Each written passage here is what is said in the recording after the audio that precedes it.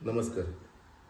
आंबाबागायत शेतकरी संघटना यांच्या माध्यमातून बरेच दिवस शेतकऱ्यांच्या प्रश्नांवरती मोर्चे आंदोलनं चालू होते. त्याचबरोबर अचानक अणुऊर्जा हा प्रकल्प सिंधुदुर्गात म्हणजे देवगड येथेच आला होता. त्यावरून सुद्धा पहिलं आंदोलन मुंबई या ठिकाणी करण्यात आलं होतं. त्याच्यानंतर सन्माननीय पालकमंत्र्यांनी काल देवगडमध्ये त्यांची सभा होती आणि त्या सभेदरम्यान पत्रकारांशी बोलताना किंवा सभेतून सांगितलं की अणुऊर्जा प्रकल्प हा देवगडला येणार नाही. यात थोडक्यात सांगितलं की याचं पुस्तक आज रोजी बंद करतोय, परंतु आम्हाला त्याचा खूप आनंद आहे. सन्माननीय पालकमंत्र्यांनी जे सांगितलं की अणुऊर्जा प्रकल्पाचं पुस्तक आम्ही बंद करतो, तुमचं खरंच स्वागत आहे आंबा बागायतदार काजू संघाकडून.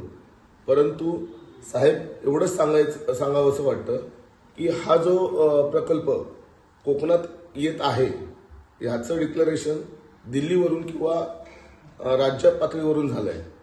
तुम्ही आता चालू असलेल्या अधिवेशनामध्ये एक परिपत्रक काढावं मुख्यमंत्र्यांनी, किंवा जो करार झालेला आहे तो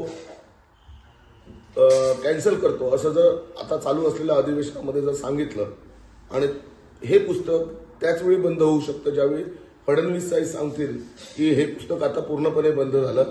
त्यावेळी आम्ही सर्व आंबा बागायतदार काजू शेतकरी संघटना किंवा सर्व ग्रामस्थ देवगड तालुक्यामधील तुमचा भव्य मेळावा घेऊन स्वागत करू किंवा तुम्हाला तुमच्या पाठीशी सदैव राहू.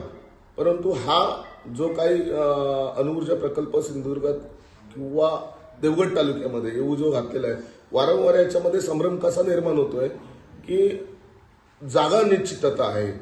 जर जागेचा अनिश्चितता असेल तर म्हणजे भविष्यात कधीतरी परत तो येऊ शकतो.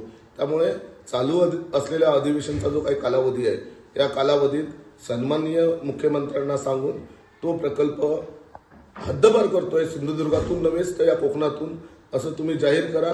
आम्ही तुमचं स्वागत करतो. त्याचप्रमाणे काही आमच्या मुलांवरती म्हणजे जे आंदोलनात त्या दिवशी सक्रिय होते त्या लोकांवरती केसेस वगैरे टाकल्या गेल्या. जवळपास 25 लोकांवरती केसेस टाकल्या गेल्या. काल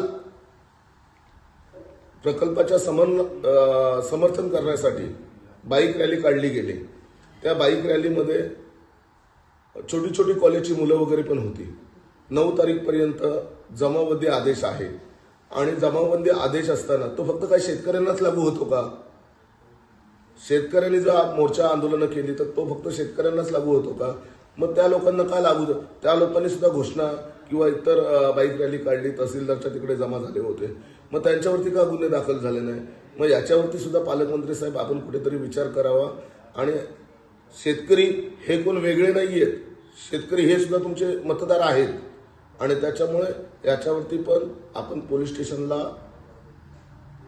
योग्य तो निर्देश देऊन शेतकऱ्यांवरती ज्या फक्त केसेस दाखल होत आहेत, कालच्या आंदोलनामध्ये जवळपास 25 लोकांवरती केसेस दाखल झाल्या, त्याच्यावरती सुद्धा आपण विचार करावा. धन्यवाद.